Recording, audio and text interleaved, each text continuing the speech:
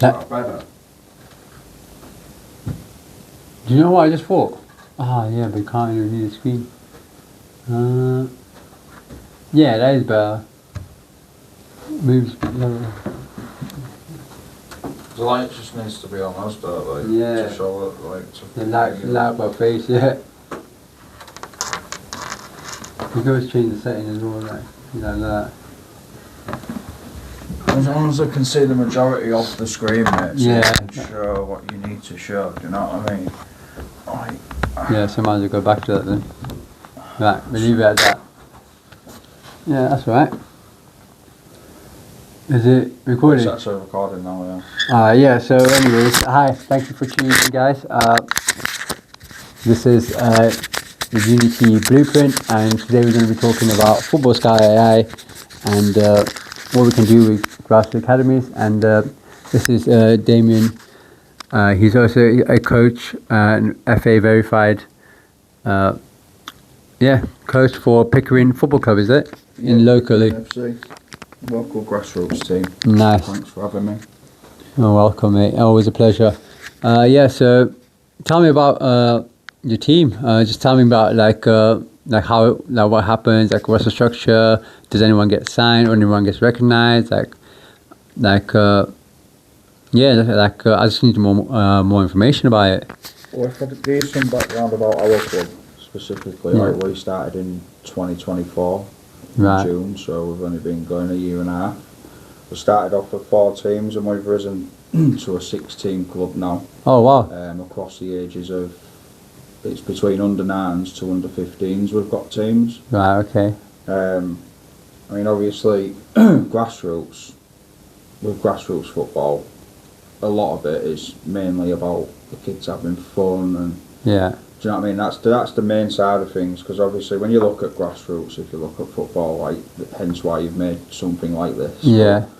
There isn't really a lot of opportunities for them to get out there, so it's more of a club for them to feel like they're part of something. Yeah. You know, it's to help them build socially. It's nowadays, you don't see kids out and stuff nowadays. That is true, and obviously you don't want to really break that, because that is quite important. I think it's also like quite important in the sense of like, especially nowadays with technology and that team bonding and being out there on the field and being like in the sports. I see that as important. But also the thing is, why I was building this is actually started with remember that call you gave me about being an assistant coach review, and saying I was trying to get some volunteer time. So what I did, obviously, I also had applied for a job at Hull City. They were looking for a scout, and they basically offered me a freelance scout, and I think they offered me the freelance scout, and they gave me a software basically that were like, I think it was called, don't really want to say their names, but what's it called? But I think I missed the deadline. But I was too much into building my AI systems. But when it came to December and Man United was just awful, basically, I had that scout thing in my head, because I got this obviously, about the photographic memory thing, and it's basically, I had that in my head. So and I was like, wait, that was quite difficult to look, and I was like, what can I do like to make it easier and stuff like that. And then I just started building this, and it basically, what it does is it gives this opportunity to not just be like, say for example, if you're going to be it's hard to get in the Premier League, we know that. Championship is obviously the next thing. I was watching some guys on YouTube getting them up to like Championship, but the way they were standing there and like giving the talks, it's like, not really motivating them, and they were basically saying, everyone wants to be a footballer, it's the best job in the world, stuff like that. But they didn't say it with any enthusiasm. It felt like wasn't really up there, because it felt like there was a saying to them, because they know there's no opportunity there, basically. And it's like, it's either you go Championship or you go Premier League, or you just stay and you get a job and you basically be a Sunday League team. Yeah. But with Football Sky AI, what my plan is like to give opportunity in terms of like, there's other leagues out there. Grassroots yes, players, especially grassroots players, because it's like to go out there And like say for example, if you can't make it in the first team over here, what if you can make it in the first team in French league, for example, and like the Dutch league, or even like MLS, or even like Saudi Pro now, like the world's, or even Australia if it goes there, but you can actually be a professional footballer anywhere you want now. And especially with this, you just all you got to do is just you register up there. Everything has to be safeguarded first, obviously, of course, with the FA verified, especially mainly. And so obviously can't show the database, but like look, if you stay over here, it just shows like the players that I was trying to get in were not grassroots, basically. Well, was grassroots, but then it shows the players that are registered. You know, like we got Lagos, we got Sao Paulo, got Buenos Aires, and you even got Doha, and even Paris, and Amsterdam. But there's no one registered from the UK. So I basically was like, right, something's not right here. So I was like, right, I need to create a separate tab now dedicated to, and then set up a automated AI system to target like to basically not target that, basically grassroots players. So look, it just shows Germany, USA, Brazil, Spain, yeah, Australia. So I was like, right, let's just go up here and then click that, and we got it. So got like targeting like Newcastle, Hull, obviously mainly because we based in Hull, so we want to start off from home first, start local first, and just work our way around. But these are the heat maps basically. It just shows like London's already got it pretty much, Manchester pretty much got it, but like the blue maps, that just shows where all there's hidden talent there, and they're not getting. That's where there's probably talent there that's not getting recognised as much. But I've seen them doing some work in Birmingham, so I've actually seen some work. Been having to now done my research on that. But it's just it's mad to think that with football being such a great sport, and I remember seeing I was so limited. I was so bad at football. I was probably like always B team or like goalkeeper, and like never made, but I always had players or friends who was always class players, and who I even had my cousin growing up. He was world class, and he basically had I think he could have been like one of the greatest players, but at the time when he was like growing up, he got scouted by Fulham, and he just felt like he's Pakistani. He's not gonna. He has no chance. And man, if I could look back, I could be like, you're a sim, man. You just like imagine. Fight for what you want, man, at the end of the day. But like you say as well, it's the opportunity side of things. I mean, obviously, when your cousin was looking at me, it might have been a bit of a different time. It was a different time. Yeah, it's like same age as me. But there's a lot more opportunity now. I've seen they're doing like something for South Asia, and the FA. I've seen the FA is doing some work basically with inclusiveness and everything, which is actually great.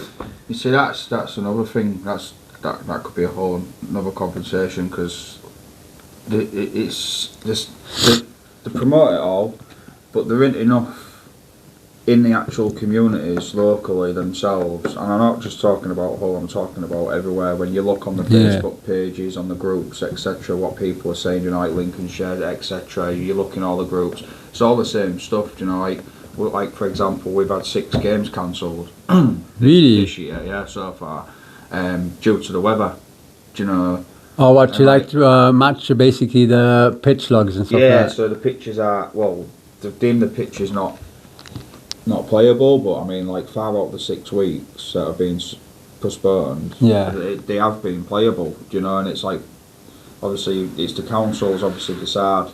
Unless you're on a private field, it's councils that decide, especially for kids, because it's all done through the council. If you're on a public field, you get it rent-free, etc. Adults, it's a lot different, you know what I mean? But for kids as well, to be missing out on so much when it's a winter sport, and they're missing out on so much, which is then reducing their opportunity as well, because they aren't getting the names out there. It'll come to the end of the season where games won't get played, you know, a team might need 3 points for promotion. They might have 3 games in hand, but then they might not get played because it might come to the end of the season where you're not allowed past a certain date, you know. And oh, really? yeah, so there's a lot of that, and like I say, like I'm not saying it's the FA's fault or council's fault, but there does need to be some more work and funding in there from the councils themselves, locally, etc., to provide these kids with the opportunity to actually just play rather than them being stuck in at home on the games or, you know, getting up to mischief, etc. You know, that's if they go out nowadays, like, but you know, kids either go out, but yeah, I mean, that reduces the opportunities for them as well, so it's a big, you know what I mean, like, especially for it to be a winter sport, you know, you've got to expect this sort of weather, like, I think there should be more work put in, so I don't know how they got rid of goals, like, it was just there, and they got rid of that. Don't know why, because I don't know what they're doing there now. But it's like the 3G pitches as well, like, I mean, obviously they're great, obviously for all weather. Yeah. But for like grassroots clubs, especially ones that maybe just starting out or, you know, which haven't really got. What are you on about, like the Brough where you guys are? No, like 3G pitches. So like university have the all weather pitches. Yeah. So it's the the little rubber balls in the plastic. Oh yeah, and stuff, you know what I mean? They're pretty much like goals. Yeah. Yeah, like, so obviously you get them pitches, but like they're not affordable really for grassroots teams. Do you know what I mean? Like, they're only really affordable for obviously private, basically. Private teams, which are privately run and have funding and stuff. You know, like if you're a new grassroots team starting out and you're needing to play your games or train, etc., you're looking at. I mean, training alone that can be thousands. What? You know, depending on how many teams you've got, etc. What about like equipment and stuff like that? Well, that's on top of everything. You know, it's like, I mean, there is funding for it, but the funding as well, that can be quite hard to access sometimes because you've got to hit certain criteria, and you know. I think I might actually know someone, or actually might now. I might know someone basically, I don't want to say, but I might know someone actually who might be able to help with that basically in terms of that gatekeeping funding. And I'll look into that. I don't just mean for us, I mean in general, you know, like the grassroots community, these are the problems. I mean, but you've come on my show for the first time, so obviously I'll look into that, mate. But what I was going to say, tell me about Pickering Football Club. Like. Yeah, so like I say, it was founded in 2024, we started out with 4 teams. We took over from like Archon Rangers, like that sort of folded, and we went into Pickering. I won't go into that. Right. You can do. No, I won't go into that. That's another story. Oh, there's another story behind. That, like I say, that's a different conversation. But we went from Archon and it went to Pickering FC. We folded Archon. Reason being because we took over halfway through the season as Archon, so we just wanted the kids to finish the season, and then that's when we changed over. Since then we've grown to a 17 club. We've got 1 team starting for next season, and we've got another 2 teams that have just joined us over the Christmas period. Yeah. So we've gone up to six operating teams and 1 setting up for September, possibly another team coming over. So in the space of like 2 years we've doubled in size. Do you know, and it just shows how much demand there is out there. And kids to be out doing social activities, etc. I think the great thing about England, especially UK, is football, is sports basically, and like the growth in it, and it's like all about. And one thing I've not seen any other city, they probably do have it within the community, but one thing I experienced about in Hull, especially and East Riding, is community and how the community comes together over here, and this is why I ended up like choosing Hull over like obviously I could have called home basically. And so it's like it's got that community feel about it, and I'm sure get word out. Someone in the community will definitely support. But in terms of like now, in terms of like the star players, because I can't think of any like star players that've been homegrown from Hull that have actually like Dan James is like basically was obviously, but he's pretty much Difford or Leeds. He's Welsh, but I think he came through Leeds Academy, I believe. Leeds Academy, that's right. I believe, I'm not 100% sure. Who would Maguire? Where's he from? He's from he was in Hull, wasn't he? He played for us, but he didn't grow through Hull. Jacob Greaves is an homegrown lad. Jacob Greaves. Ipswich.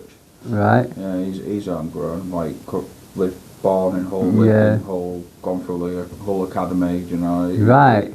He's probably the latest homegrown lad I can think of. What's his name again, sorry? Jacob Greaves is the defender. Jacob Greaves. Right, see, Jacob Greaves, you know, it'd be nice to have you on here to have a little chat, because I think you could probably be making that difference and be a role model for the next future generation, obviously, in Hull. Yeah, why not? But yeah, I mean, he's the last one that I can think of what's come from homegrown locally. I remember, like, when it was a rescue, we won that VIP thing for West Ham and West Brom versus Hull, the VIP box. I think there was 8 of us there. And I just remember, I was only there, I was buzzing because Steve Bruce was the manager of West Brom, and I was like, come on, Steve Bruce, he won us our first ever, that's how old I am, by the way. He won us our first ever Premier League from the first time I started watching when I was 4 years old. It was his header as well.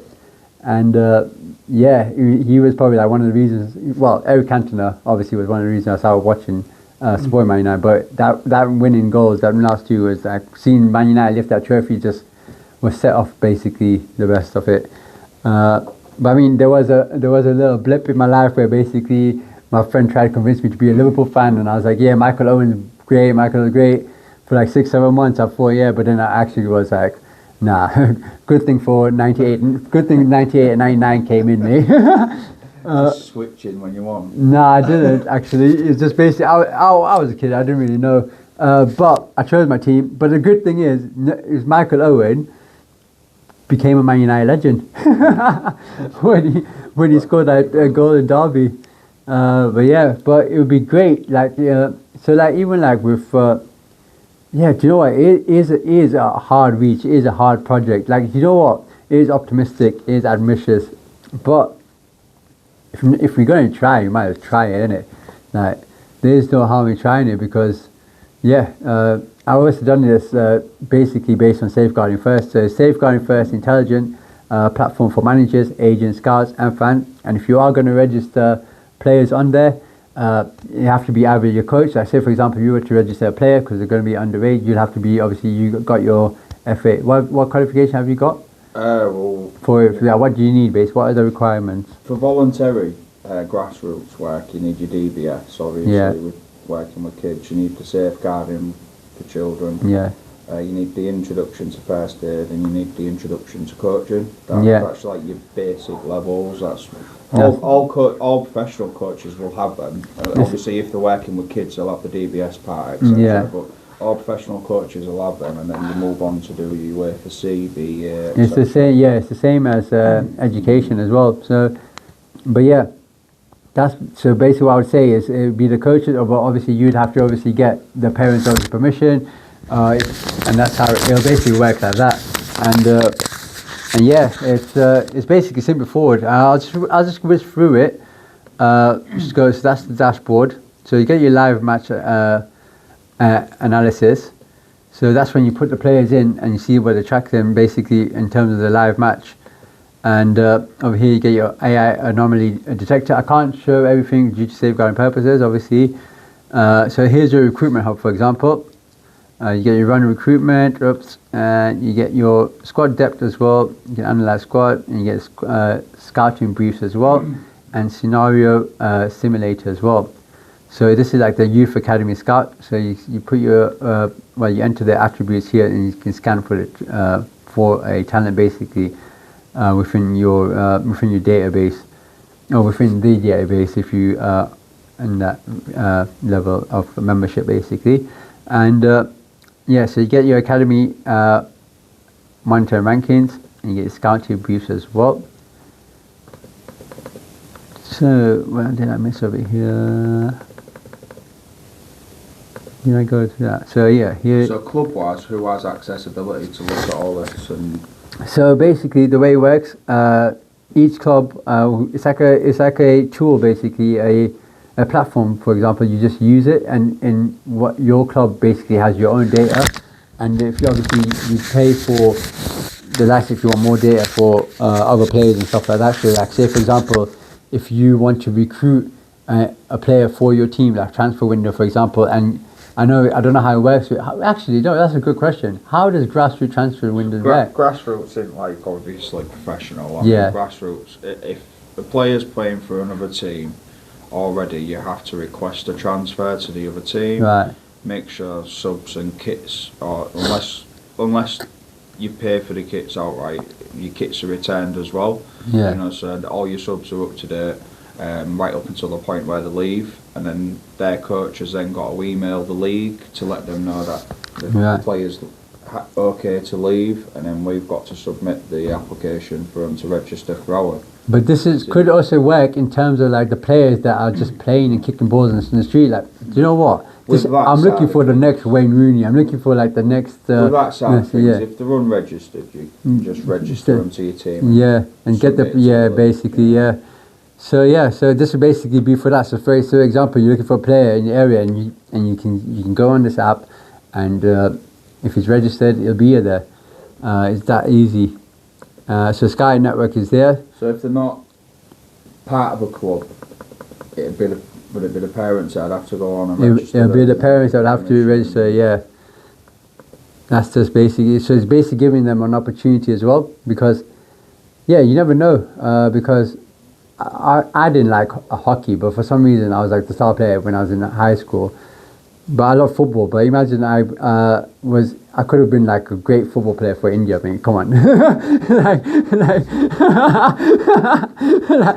I could have been a great footballer. I could have probably been a great footballer, like in a different country. Footballers do look professionals, don't they? They declare themselves for one country, then they go and declare themselves for the home. Or origin country, you know, wherever they come from, etc. Yeah, it's like where you can be, where if you're not getting an opportunity, for example, over here, like Premier League is hard. So if you're not, it's competitive basically, I would say, and if you're not getting it over here.